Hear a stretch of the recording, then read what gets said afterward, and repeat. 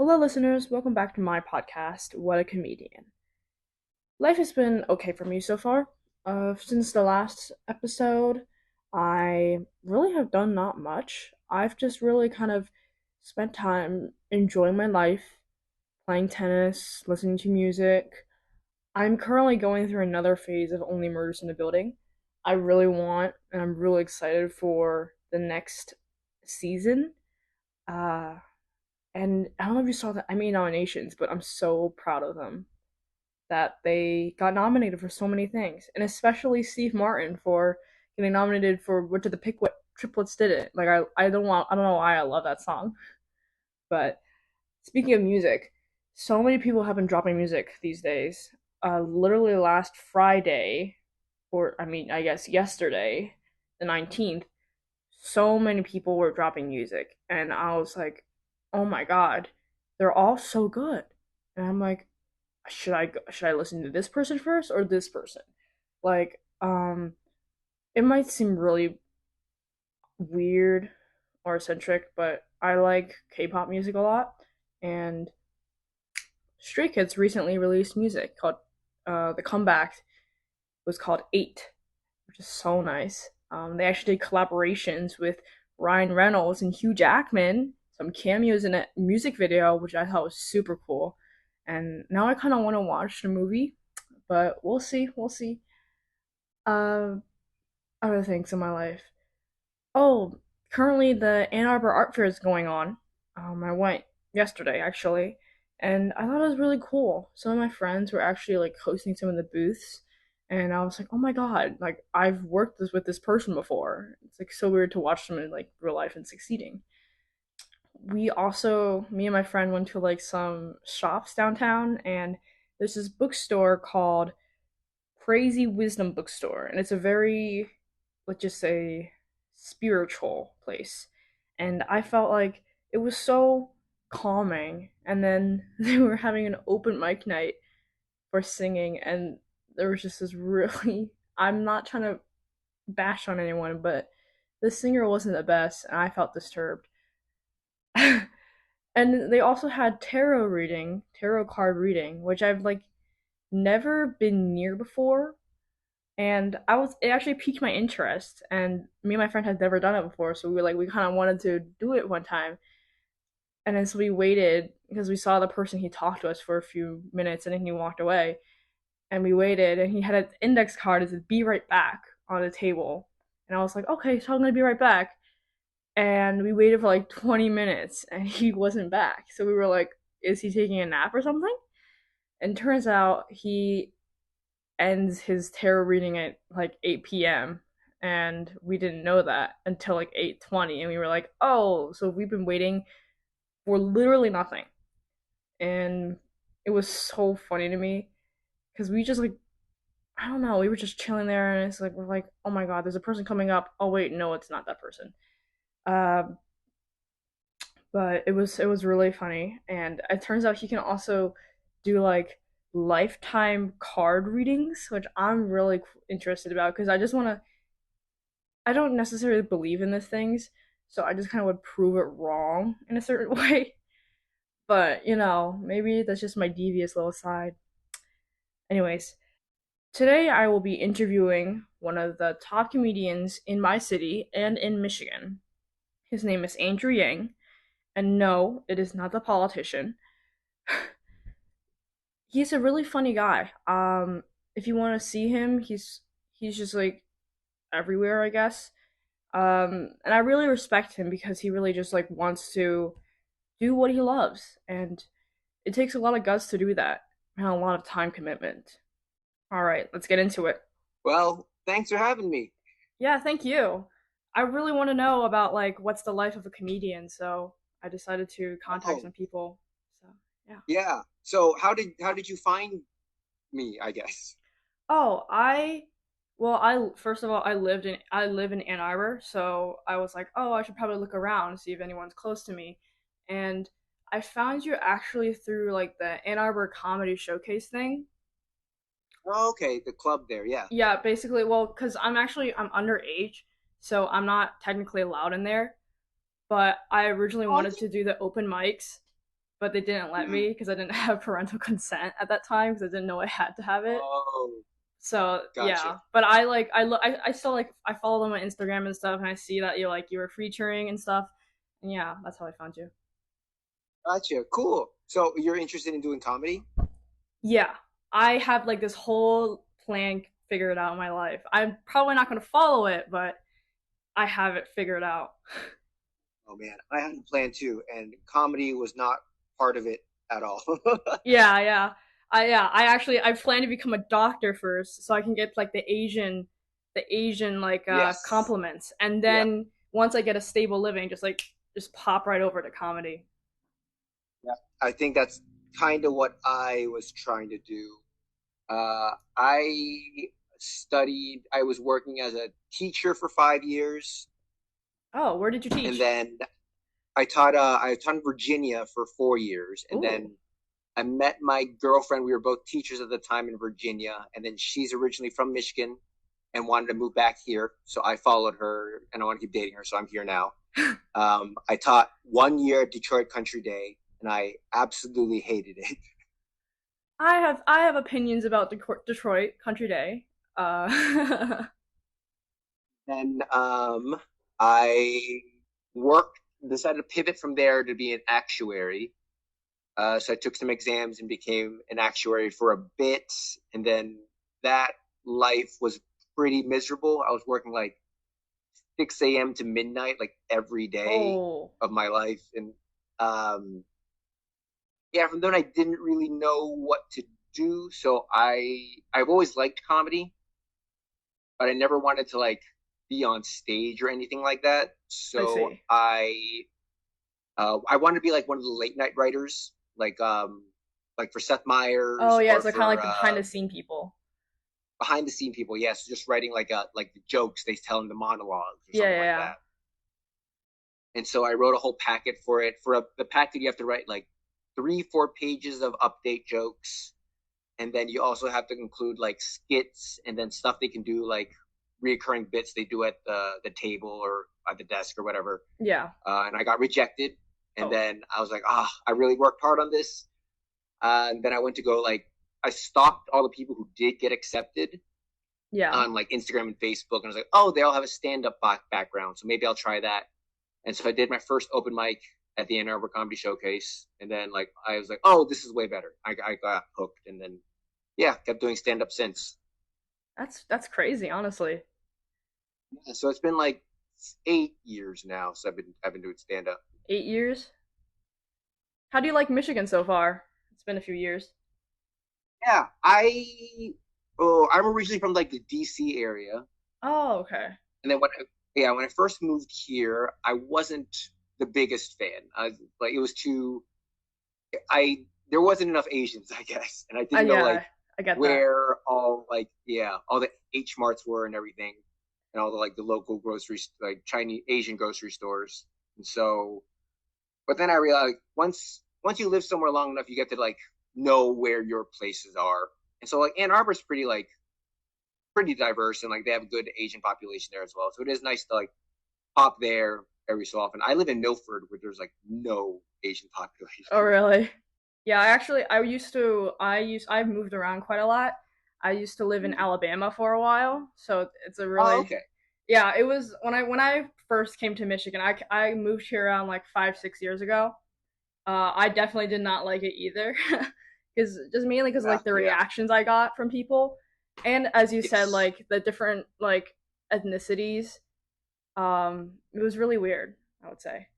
Yeah, and it's way worse on stage. Like when I first get started, because like when you do like these open mics, people just have the habit of like, oh, just because you have the microphone, now they feel like they can yell whatever they want at you, Yeah. and so a lot of it is like pretty racial and stuff like that. But once you get a few years under your belt, you kind of get used. It still always sucks, but you get used to it.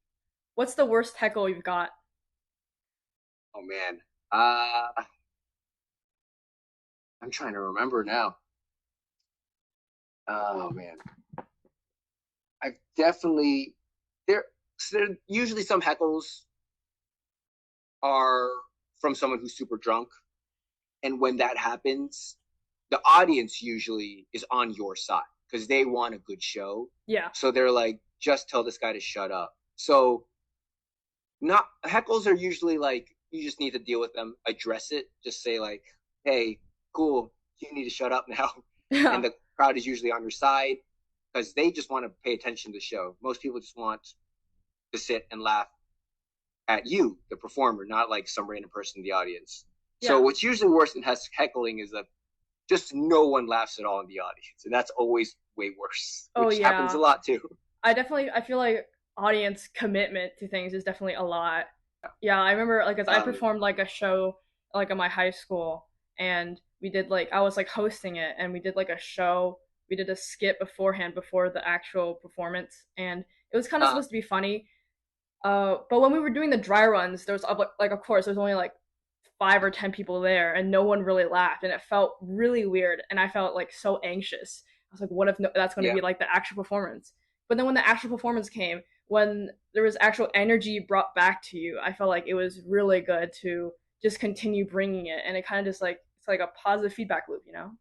unfortunately, like a lot of open mics when you like first start out is just no one. You'll just be performing to your peers who are all other comics. So it is the first few years of comedy, unless like you're extremely good at it, are pretty rough just because that's just the open mic scene. But there are good open mics. You have to learn how to pick and choose which ones you want to perform at. And there are a lot of good ones in Michigan. Very, I've talked to like a lot of comics and like all over because I tour a lot for this. So talked to a lot of comics like New York or LA. And we are very spoiled here in Michigan that we do have a, a decent sized crowd for our open mics. Yeah. What would your standard? What is your standard of thinking of like how to pick an open mic? Oh, okay. I've always got to do one at least once and just get the feel of it.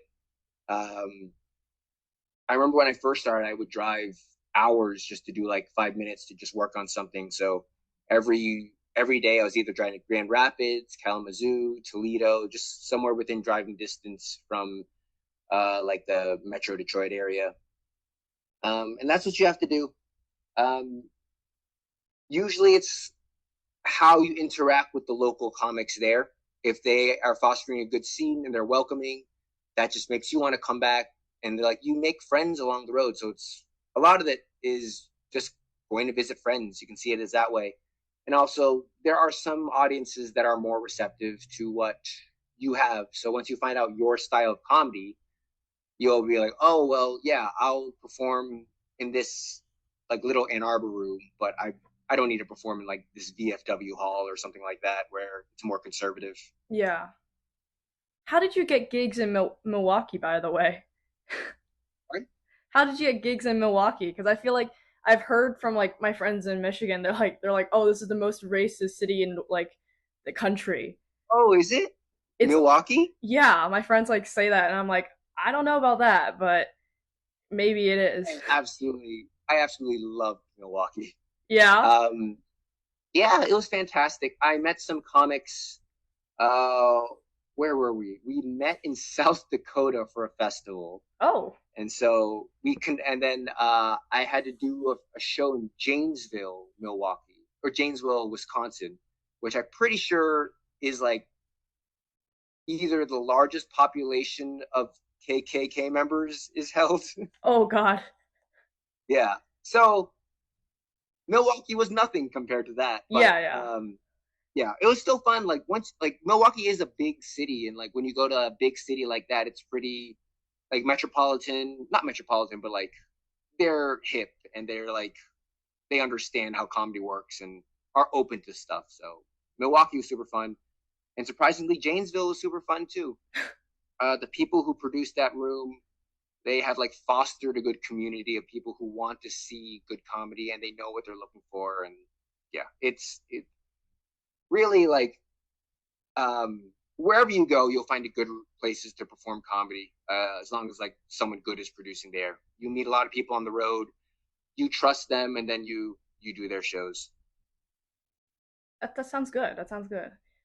What do you think about the comedy scene in Ann Arbor? Because I feel like there's definitely a few places that do it. Like I know like Ann Arbor Comedy Showcase, and doesn't Blind Pig also do some open mics that I think you started after COVID? So I started an open mic there every Monday at the Blind Pig. And it's yeah, we started it like it's gone through a few iterations, which have been really bad.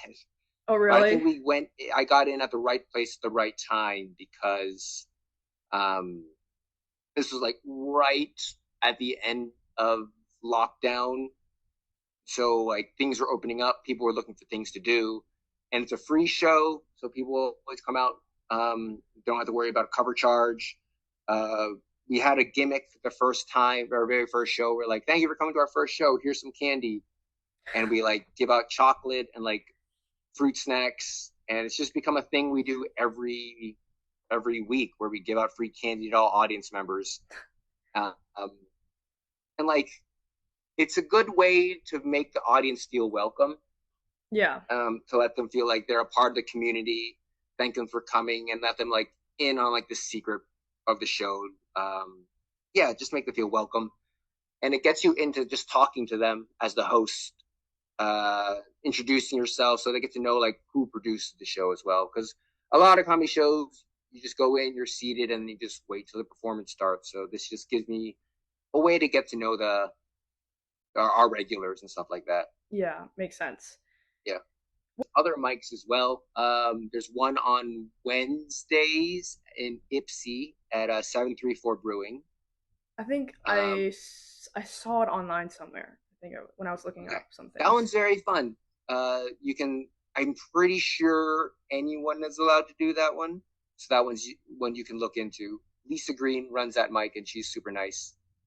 Um, That's and that great. one's, yeah, in Ipsy in a brewery. That one's super fun. There's also one at another brewery in Ipsy on Sundays. I'm blanking what that is, but that one's also like pretty supportive as well. And I'm pretty sure you would be able to do that. Unfortunately, Blind Pig is 21 and up. Yeah, I was looking it online. I was like, dang it, gotta wait a few more years. Yeah. Yeah. Do you have any like favorite comedy shows or people or like stand-up comics that you like yourself or you get inspired off of? Oh yeah. I think.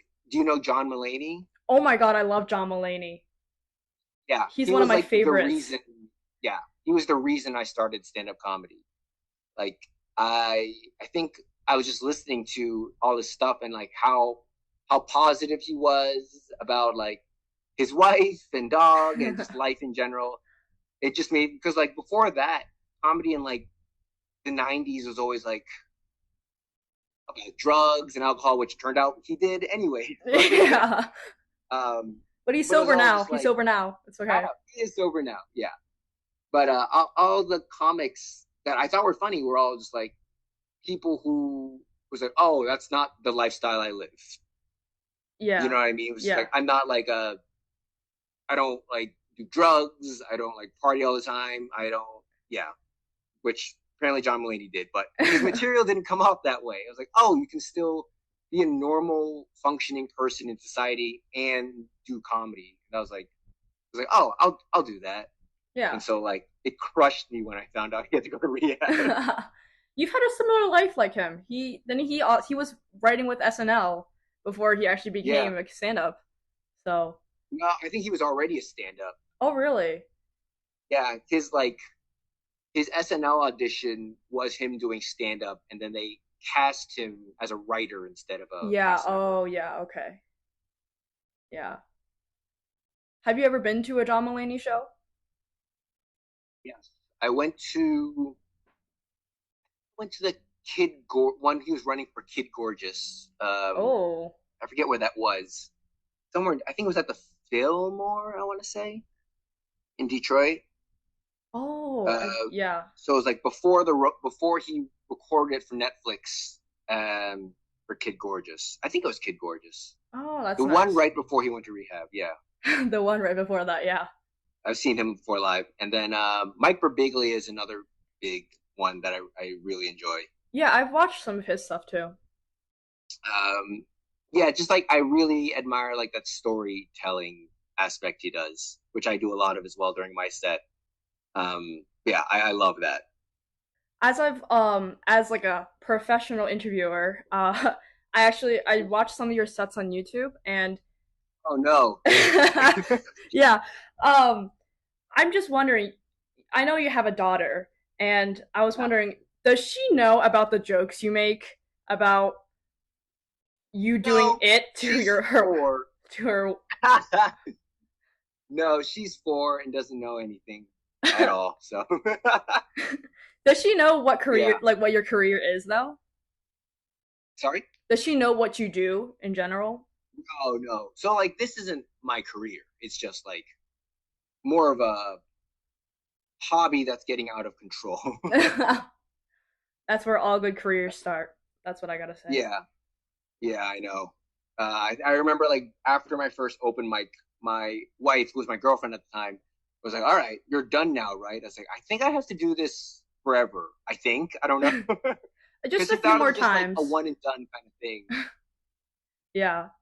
I But yeah, I I don't really know what to do about it when she gets older because it's like I'm I'm hoping to like I always thought it was like something to get out of my system, and once I'm done with it, I'm done with it. But I keep look for new goals to achieve. It's like, oh, once I get this, then I'll be happy. Once I get this, I'll be happy. But then the goalposts keep moving further and further away, and I like yeah. can never be The satisfied. expectations keep climbing. Exactly, yeah. Like if you can And you reach see this someone part, else why get can't you reach something, more? You know? yeah. And you see peers like also doing the same thing. It's like, oh, I want to do what they just did. That looks cool. That sounds really interesting. Do you have any? What is your dream gig? You would say for now? Dream gig right now. Yeah. Oh man. Um.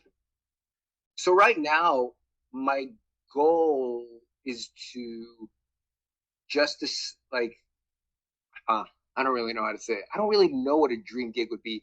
Right now I have a dream festival I would like to be a part of. Ooh, Um what is it? yeah, Limestone. So that's like Limestone Comedy Festival is like the big one in the Midwest that can open a lot of doors. I haven't gotten to that yet, but hopefully one day. But yeah, I remember like a few years ago my goal was just to get into one festival, Yeah. and then after that it was like now get into one out of state just to prove to yourself like you're not just funny within Michigan. Yeah, And you're now not it's just just a like okay, now Michigander comedian here. You're worldwide. I know it's just like oh yeah, because I just make jokes about Michigan or whatever. But now it's just like now try to get to into the best festival possible. Yeah. What do you think is the best way to figure out your jokes? Is it to perform in front of crowds, even though you might have the chance of like bombing a show? Oh yeah, so like there are once you start comedy, you'll get a feel of like what kind of shows you can mess around at, and once which ones you can just like, oh no, you there's no you can't like you just have to keep like punching and like don't let up. Oh, that's what open mics are for. Open mics are specifically for working out new stuff where you have a brand new thought in your head and you want to say it for the first time, but you have no idea if it's funny or not. It's funny to you, but you don't know if anyone Yeah. else will laugh. So that's what open mics are for, is for that. Sometimes if I haven't had the chance to do an open mic in a while and I have a longer set, I'll sneak something new in the middle of like a 20-minute set and be like, well, this got this amount of laugh, but this new thing only got this amount of laugh. And like I have a baseline of like, this is what this is the threshold that is like passing in my head. It's like this is what you have to get to. And I was like, if it doesn't hit to that threshold, I was like, I'll just take that out. I see. I see. Yeah. How important do you think improv is during like even though like it's like stand up you write it beforehand, but how important do you think of like thinking on the like on the dot is during performances? It's still very important. It is very important to like be in the moment. There are, I will say, there are times where either I'm like very tired or like I'm just my mind is elsewhere that I just go on autopilot. and I've said like the same 20 minutes over and over and over again. So like I know the beats, I know like where to pause, I know like the facial reactions to make at whatever point. Then I'm just on autopilot. But if you're on autopilot like that, if something happens within the room, like someone spills a drink or someone's cell phone goes off, you can just ignore it. But then everyone else is wondering because everyone else is in the room too, and they all notice that. But if you don't address it, it doesn't feel like you're in the room with them. So Yeah. if you're able to think on your feet and address whatever weird thing is going on also within the room, not only can it like it helps your set just because it reminds people like you're not just watching a movie, you're watching me live, and we're all in this together. We're all experiencing everything in this room together, and it's huge if you can have that improv backbone to you. I'm not great at it. I can't go into the audience and be like, "What do you do for a living?" or blah blah. I can't like initiate it, but I can react to it enough. If someone like something weird happens, I have enough stuff in my back pocket to like figure out a way to like address it, make a joke, and then try to like weave my way back into my set. Yeah. I feel like it's so hard to like I've seen like on like Instagram reels or just like even YouTube where they're just like they interact with the audience in a way where you're like you have they like kind of force you to make something up. Like I was watching like one of the shows at Second City and they were just like, "Oh, give me a movie." And they make like something out of like the movie thing and I'm like, "First you have to know what the movie. Second like you have to think of it on the dot like on the dot and you have to make sure they laugh at your jokes." And I just feel like it's really insane. Yeah, it's crazy. I can't imagine ever doing that. Yeah, I don't know. That's like probably the one thing I like one of the many things I guess I fear if I do comedy like will I freeze up, you know? I will say it doesn't happen as much as you think it does, because it's not the place for stand-up comedy. Usually, people who post those clips like that, they're going out of their way to create some viral content to post online.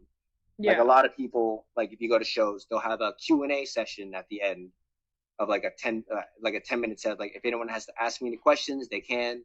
People shout out stuff and they react to that. Those that's what get posted on Instagram, and that's what makes you like interested in that comic, and so they'll go see those shows. And then at the shows is when they do like all their actual material because Oh, I see. they don't want to burn all the written material they actually worked hard on and rehearsed and edited, and they don't want to post that online because once that online, people think like, well, I just saw this on Instagram. Why should I go see this person live? I already seen his whole act here. Yeah. But if you just post like the crowd work stuff, people are like, wow, this was a great experience to see. I wonder what's going to happen when I go. And then that's what makes people go to shows. So unfortunately, crowd work is what people want in social media. Yeah, yeah. Yeah, I feel like have you seen that one reel of this person called Troy Bond on Instagram where Yes. Yeah. he's like, "You're not funny." Oh, you're of course you're from Germany. Like, of course you don't think it's funny. And I was like, Yeah. "It's great." Oh, But man. Yeah. do you often do crowd work? Do you do the Q and A's in the end? You think? Oh, that's terrifying. Yeah, I feel like it takes a certain That's amount of guts to do it. yeah. It's just not my style of comedy. I'm not like big into crowd work or anything like that. It's all like I'd rather just do the stuff that I've written that I want to share. I'll react to it if it happens, but yeah, I'm not a good big crowd work guy. Yeah, okay, that makes sense. Do you when you make these when you write these jokes, do you have any this line of saying like, "Oh, that might be a little too offensive. Let me take that out. I don't want to get canceled." Kind of like thoughts. Not really, just because that's not the way my brain works. Um, I don't really write. I don't know. I guess when people all start out, there's always like, how do I get someone's attention? It's just like, oh, I can just shock them by saying the most egregious thing ever. Yeah. So when you go to open mics and you see a lot of people starting out, you'll see a lot of that. People just like making the wildest claims about whatever, about race, about sexuality, about anything. Just like garner some reaction from the audience. But yeah, usually I don't. There are, yeah, I'm not political. I don't really go into anything like that. So it's not something I typically worry about. What I worry about is if it's, I don't know. I don't want to. So like I do talk about my family a lot in my act, and like that's what I usually do. I just talk about like what I know, just anecdotal stuff, and I try not to punch down on them. I don't want the punchline to be like, and it's because they're an idiot and I hate my wife and kid, you know? Yeah. I don't want to end up being like that kind of comic where there's that like hacky guy who just is unhappy with his marriage and being a father. I don't want, so I always want to be able to look more on the positive side of that. And, um, I mean, yeah, fatherhood is hard, but it's like, I don't want to be complaining about that on stage. I still love my daughter and I want that to always come across while I'm on stage. So that's what I'm more worried about. It's like, I don't want to come across as like an angry dad.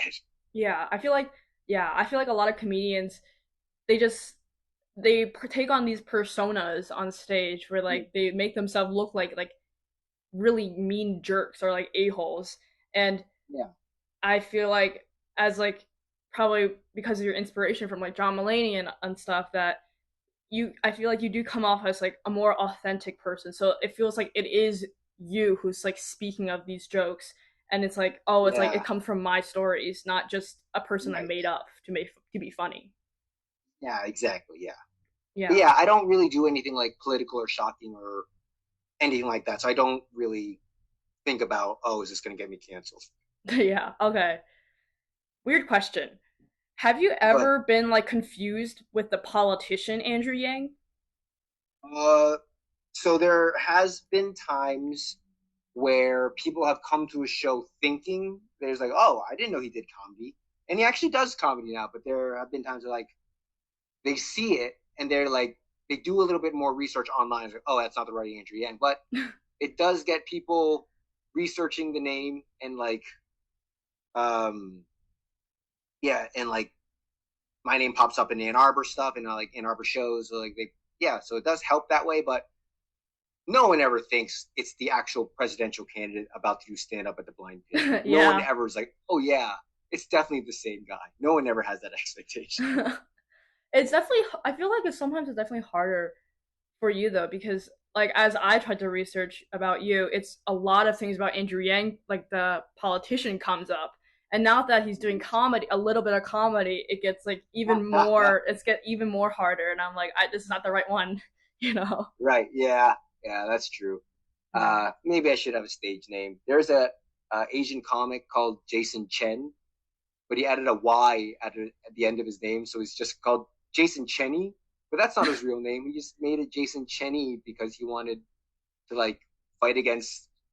He wanted to pop up on the algorithm and stuff like that. Yeah, be different. Yeah, exactly. Yeah. Man, I remember I had like a mediocre opener I had to use for a whole year. That like it wasn't even a good joke, but I had to like say address the whole Andrew Yang situation because he was on the news so much, but it never did well. But it was just like, if I don't do this, everyone's going to be thinking about it, Yeah. and I can't get on with my set. Just kind of like address that elephant in the room, you know. Exactly. Yeah. Yeah. Yeah. Have you ever thought of trying out different things in comedy, like maybe performing in some comedy movie or doing some comedy troupe? Oh. Yeah. I've always just like, I don't know. Acting doesn't sound appeal to me, and I maybe it will. Do you know Sabrina Wu? I do. I do. Yeah, she's originally from Ann Arbor, and Oh, yeah. oh yeah, she went to Green Hills Mhm. and she was on Jimmy Fallon, right? Yeah, she originally, yeah, we started around the same time, in, like when she was in Ann Arbor, but then she moved to New York and then blew up. Yeah. Um, but yeah, it's. I mean, I don't know if she ever imagined she would be in, she would act in movies, but that's not something I ever want. I just like stand up. like that art, that specific art form of stand up, just like writing and telling jokes. Yeah, that's just something I've always liked. Yeah, that Well, makes not sense. always liked. After I got rejected from all those things, then that's when I was like, oh, this It's is like, oh, plan B. I like it somewhat. yeah. I do like it more now in retrospect because when you write a joke for like late night or something, you write it and then just like I hope this gets a laugh, and you like the writers in the room will be like, yeah, it's a good one, and then like Fallon or Seth Meyers will be like, yeah, I'll use that in the monologue, Yeah, and then but you don't know until he says it out loud to the crowd what the reaction is going to get. that is true. But with stand-up comedy, it's immediate. You tell it on stage and you find out right there, right then, Yeah, if you can what you you can said, gauge the reactions. yeah, yeah. It's also like I was like when I was little, I wanted to write a book. I wanted to be an author, but also that's a thing where you don't know the reaction you're gonna get until like months later, maybe. Yeah. I had a phase where I wanted to become an author, and then my parents pushed it down, and I was like, they're like, you can write books even as a doctor, you know? And I was like, all right. Are So, they still pushing you to be a doctor, or do you yourself want to be a doctor? I definitely, I honestly, I don't know at this point, which is kind of bad because I'm a senior this year and I'm starting to apply to like colleges, but Mm-hmm. it's like they they definitely want me to become a doctor because my older sister became a computer engineer, which is like she's pretty successful but not in the way that they wanted it to be. So Right, I see what you mean. yeah, so they're definitely like they're like, oh, we have to at least have one person, you know, with a PhD in here, and I'm like, I don't know, that's Oh me. yeah, yeah. So I would say I don't know. It does take everyone longer than you think to figure out what you want to be. Because I remember when I was in high school, I thought I wanted to be a teacher, and I did that for 5 years, and had to pivot. And then what I do now as a day job isn't like I don't love it, but it's like financially stable. I can support my family. I can like I have the work life balance where I can like do like tour comedy and like have that supplemental income. So it is nice that I've gotten to this point where like I've college and all the education was able to like provide me a job that can support my dream. yeah, yeah. How do you balance between your day job and your comic career? Because I've seen this tour dates. It means that means you definitely have to travel a lot. So do you just take off a lot of sick days or something? I just take a lot of red eyes. I'm just always very tired. Yeah. I'm uh, just exhausted all the time. But it's just like it's what I want to do. And while I can do this, because there's gonna be a point where like I'm super old and won't be able to withstand all the travel and stuff, and we'll have to stay home more. But yeah, I'm just tired all the time. And there's like times from like I'm on the road and like I also try to spend as much time with my family as possible. So like my last show will be like Saturday at 10 and end at like midnight. And then right after that, I'll just start driving all the way home. And then I'll get home right when my daughter wakes up. It's like, boom, time to be a dad. yeah. How do you feel about being a father, like with a growing daughter? I guess. I wish I had gotten to this point in comedy where I am now before I became a dad. Was it Because definitely? now it's like, yeah, I guess I don't think I was good at comedy until I became a dad. I think like that sort of like insight of fatherhood and that empathy and the worldview has changed, and then that's when I started like, oh, this is how you can write a joke, you idiot, or I Oh don't know, yeah, the dad but jokes really I came don't flowing in. exactly, yeah, yeah. If you watch my set on YouTube now, it's just like a bunch of like puns. Yeah, I'll be ready for that. I'll write down every single Yeah, one. right. But yeah, I it is tough, but it is like I love being a dad. I did not expect to like it as much as I do right now. It's amazing. It's definitely And tiring I'm though, like, right? It's like it definitely adds it, on to oh your yeah, I'm just tired all the time. I'm just like because like there's so many things to balance. You have to balance your own job, you have to balance family, you have to balance comedy, you have to balance your health. Like something's got to go. Yeah. And so right now it's just like, well, just get out of shape and not sleep at all. When you get to a point where you're like you definitely you don't think you can like continue this lifestyle, do you think you will give up comedy, or do you think you might like just go all in with it? uh I don't think there's ever going to be a time where I go all in. It's the comedy life is very unstable. Yeah. um in order to like get the income you want to survive, you either have to be like super, super, super famous, or you're gonna have to take on a lot of jobs that you don't really want to do. Like there's a lot of things. There's this thing called corporate gigs where you perform for um like a company's like holiday party, or someone hires you to perform at like their house or something like that. And those are always like the worst shows ever because for the company, like HR is there. So like if you make some sort of like blue joke, people will be like, "Oh, this is funny, but I don't know if I'm allowed to laugh because HR is there, and if I laugh, will I get fired, etc." So it's always a weird atmosphere, but it pays super well. Is the thing. So you just have to like, are you willing to kill yourself inside for the paycheck? Is the thing. And I've at that point where I've started saying like no to stuff, just like that money does sound good, but that doesn't sound like a fun thing to do. I can just not hate myself and just spend time with my family instead. Yeah. I feel like definitely if you're not gonna have fun with it, what's the point of it really? Exactly. That's the thing I have to keep reminding myself. Like this is supposed to be fun. Like you're supposed to enjoy this. This is just comedy. You're supposed to be funny and silly. This Like isn't a chore. the right. The more you think of it as a job, it is the worse it gets. That makes sense. Yeah. Do you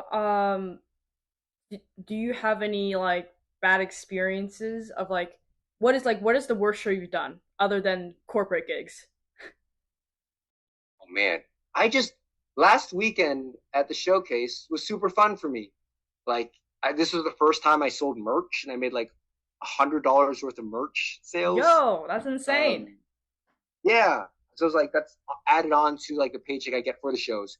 And like people are coming up to me and just like talking about their experience with their child and like et cetera, et cetera. So it's like a great bonding experience.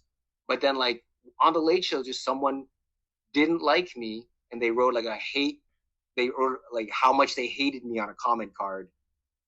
And like that just shattered my whole like self worth, which is wild because like that whole weekend was super fun. The shows were super fun, but it was just like the opinion of one person is always like gonna gonna kill you. Yeah, I feel like I think that that applies to people who are not even in like the entertainment industry. Yeah, just Yeah. like no matter how much good feedback you get, just like one little thing, one negative thing can like just mess you up, and it's like that is something you like I have to like figure out. That's why I don't post any like Instagram or TikTok or anything. It's just like, oh, I'm too sensitive. I can't deal with it. I I mean, worked I on get these that. I jokes get too that. hard. Please don't, yeah, please don't say anything mean to me. But in this day and age, like in order to garner a following, you have to, which is unfortunate for me. I mean, you post on YouTube, so and that gets a few hundred views. That's not, yeah, that's not even for. I don't share that at all. Those are just purely for booking purposes. Oh, So really? those are just to send to other clubs and other festivals and other people like because they always ask for your availability and clubs ask for videos and like proof that you can do the amount of time that you do. So that's why you see like on YouTube I have like a 5 minute clip, 10 minute clip, 20 minute clip just to show like the different lengths I can do for what they need. Oh, I Um, see. I see. That makes so sense. yeah. So that's not something like I'm not posting that for social media. That's all for just like road gigs. Just like, hey, here's this, here's what I can provide. If there's any spots open, let me know. And so, yeah, Oh, okay. Do you yeah. often do you have to do people contact you more, or do you like have to try to contact a place and be like, "Hey, I want to like do a gig here. Can I do it?" Uh, you do have to put yourself out more than you think. If it's a local, like within Michigan, people will usually reach out to me. But if I get booked somewhere else, like let's say I got booked in like Tennessee, Yeah. it means I have to drive down to Tennessee, and then I'll look on a map and see like, oh, I'm gonna go through Indianapolis or I'm gonna go through Cincinnati, and like on the road, I've met people there, so I'll reach out to them and be like, hey, I'm driving through here. I'll be in this city on Wednesday. Anything available on Wednesday, and then they'll try to put me up. So if it's local, people usually reach out to me, but if not, like if it's out of state work, that's when I usually have to reach out. I see. I see. And how important do you think it is to make friends along the way? Because you've said you've really can you can reach out to other people. So I feel like is it important to create like a circle you have? It's always great. It's yeah, being a good, being nice is huge. Just because funny, eventually someone will get funny. Like that person will figure it out. They'll learn how to write a joke. But if you're not nice, that's not something you can teach. Yeah. And like if you want to be able to be on a show, you're on that show with someone.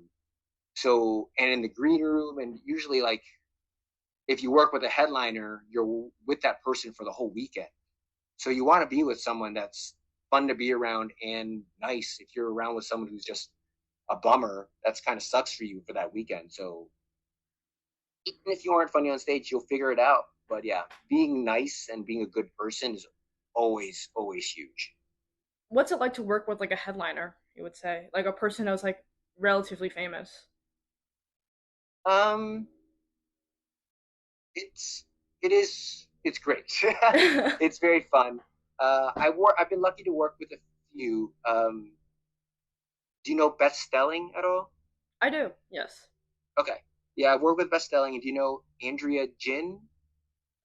I have not heard of that one yet, but I will research. Yeah, there's a couple comics, and the big thing is, yeah, to be nice to them and like not get too shell shocked that you're talking to a celebrity. Yeah. Yeah. So like just try to like treat them as a normal person and yeah, be a good hang. But it's fun. They have like way more experience than you do just because I don't know, not always. Sometimes they haven't worked as much as you do. Like I've been doing this for about 8 years and I've worked with some headliners who haven't been working with that much, but they've just been able to perform in front of the right people at the right time and like garner like way more experience in that short amount of time that I have. And it's cool to like learn how they came up and compare with like my road to where I got to. So it's always a good time. Do you think are most of them nice? You would say? From my experience, a lot of them are very nice. I have heard like horror stories about a few who are like complete divas and like don't even want the openers in the same green room as them. But I've been lucky where I haven't had to experience that yet. Wow. Maybe the more Yeah, chances you get, the more yeah. the more you can make your own I'm horror hoping. story. Yeah, I'm hoping that's who I become when I become a headline. It's like no eye contact at all. I want like specific water in my fridge, just like a huge monster Yeah. as a headliner. Like if I ask for this, it will come to me in a second. Do you have any pre-performance rituals that you do like before a show? Um, Let me try to think. Not really. I used to have a lot, but then I think having it's different from person to person. But I found like if I have too many rituals, I'll feel too locked in. Um, and I feel like if I just go in loose, I can have more fun with it. I don't treat it as important as it is. I have more fun. Um, so I don't try not to do too many rituals. I do have like a mantra I say before I go on stage. I just tell myself, I'm funny. I'm a comic. We're all friends here. We're all just gonna have a good time. I'm gonna have fun. I just tell myself I'm gonna have fun, and then go on stage. That's really nice. I like that self motivation. Yeah, yeah. Yeah. Something I whisper to myself, and everyone's like, "What the hell is he talking about?" No, yeah. I sometimes I do that to myself when I play tennis, and then whenever I start Oh, like cool. talking to myself, it's just like Mm-hmm. everyone's like, "Oh my god, she's like schizophrenic or something." Oh, I used to play tennis in high school. Oh really? I was I was not great, and I had a bad temper, so I had to stop. I feel like tennis brings out a lot of tempers that you don't expect out of people. Because I like don't care about anything else in my life. I don't yell at all, but like that one sport, I'll just like chop, break. I've broken so many rackets when I play tennis. Seriously? Insane. Yeah, Were you on I the remember this varsity team? one match. I remember this one match where like I threw my racket over the fence, and then I was like, all right, I'll go get a new racket. But that was my last racket.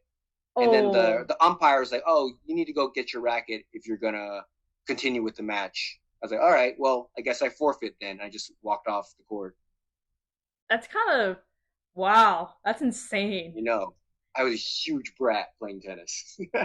That's some top tier entertainment stuff, though. I would People would love watching that. I know. I was a monster. That's why I couldn't do it anymore. I mean that's other people's horror stories.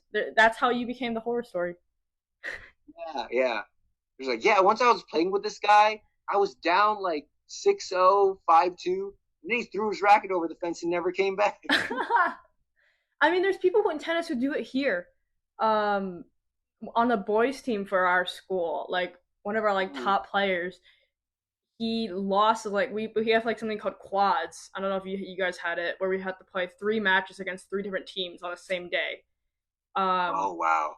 and basically he lost his first match and he just literally walked off, like walked away from the school and never came back. That seems so tough to like to go through because like tennis is very personal because Yeah, at this level of tennis especially like the mistakes you make are your own. You're not like really getting beaten in high school. I feel like it's a lot of more unforced errors. yeah.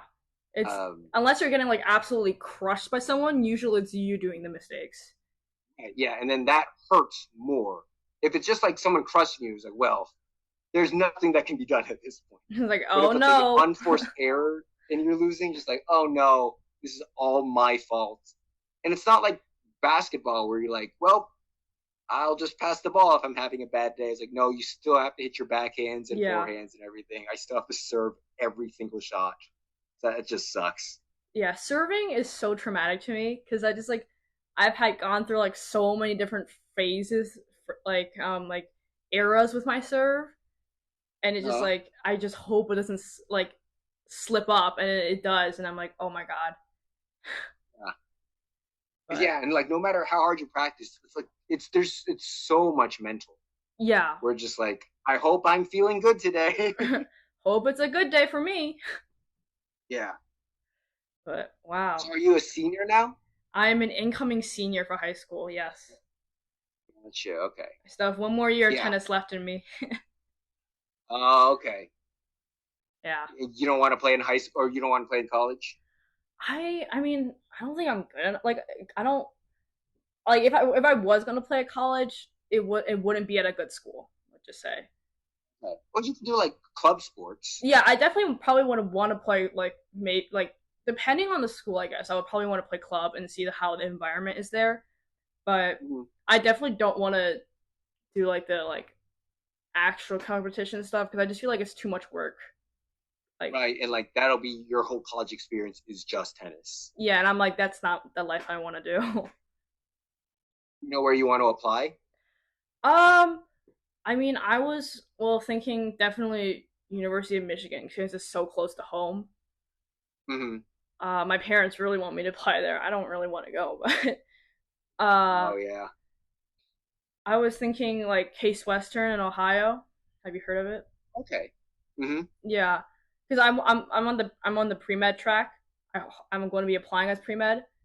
Uh, so probably like University of Pittsburgh or like any other like relatively good pre med schools for undergrad. It doesn't really matter Gotcha. that much to me. So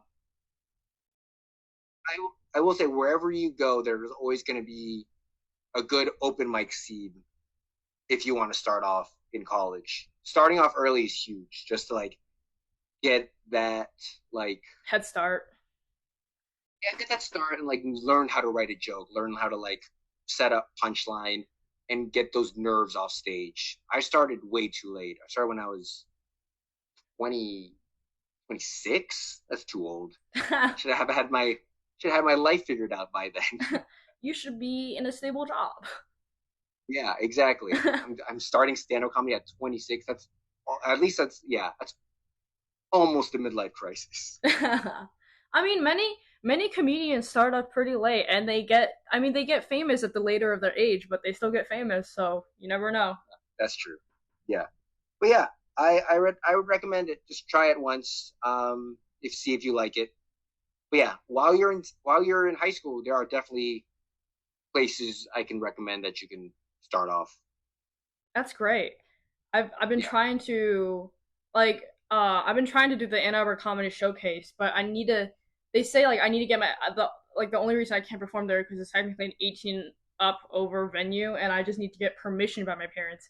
But I don't know how to ask my parents on like, oh hey, can I do this comedy thing because I want to like see if I will continue my career in this, and they're like, oh no, you're doing medicine.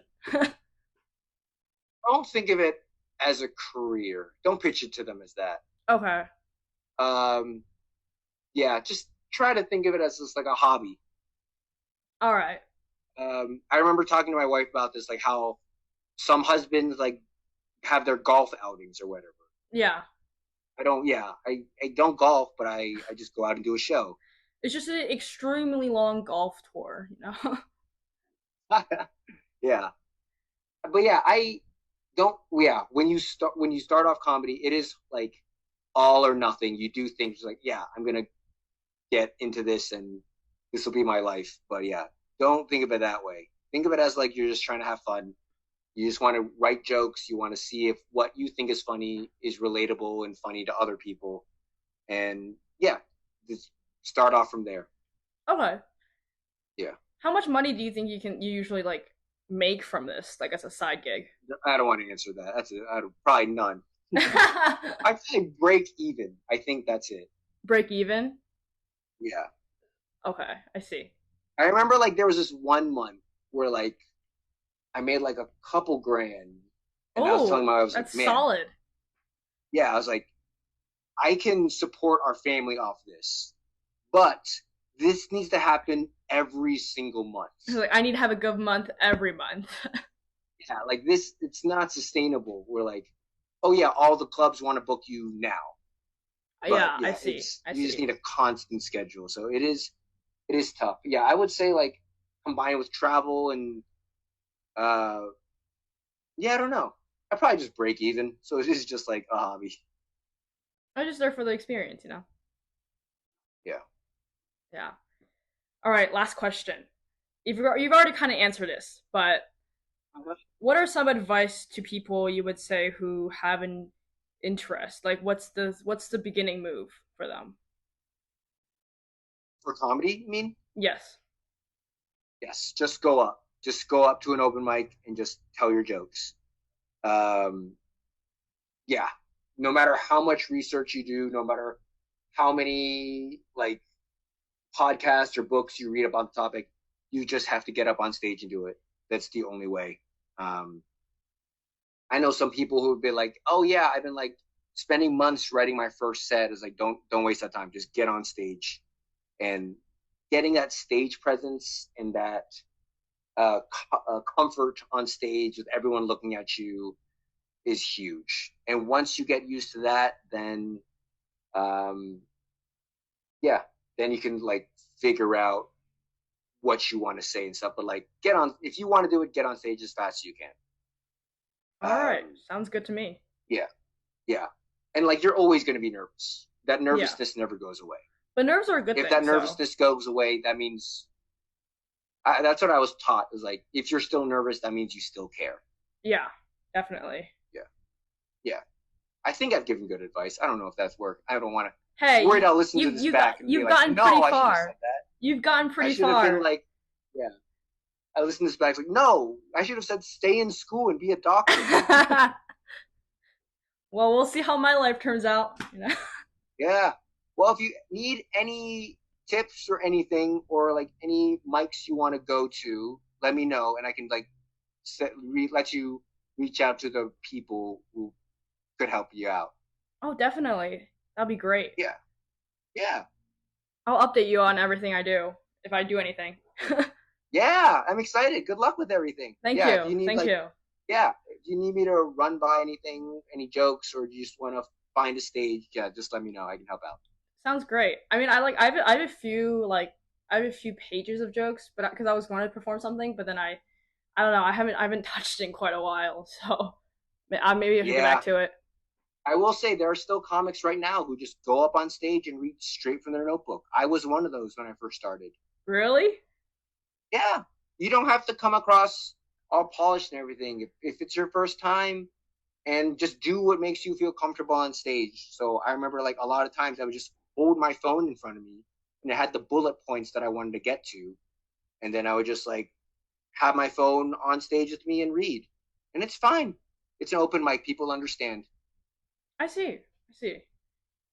So That's don't definitely treat comforting. that as big as it is. It is a big deal because it is going to be your first performance. But yeah, you'll have many performances out of the grand scheme of things. Like, yes, you'll bomb, but and yes, like you'll be nervous, and yes, like you'll have some of the greatest sets of your life as well. But there are so many shows you do. Like people, you'll like once you get into it, you'll do hundreds of sets in a year.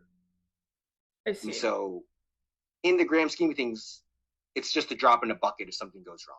It's Yeah. just like it's okay. I'll just get up tomorrow. That's some good advice right there, man. I'm glad. I'll use it. I'll use it. Sure. All right. Well, Andrew, thank you for so much for having this conversation with me. Of course, it's great talking with you. It's been so fun. I'll definitely try to keep in contact with you, and if Sounds anything good. goes on in my life, I'll let you know. Sounds good. Good luck with everything. Yeah. Thank you so much. Thank you so much for listening. I hope you enjoyed this episode.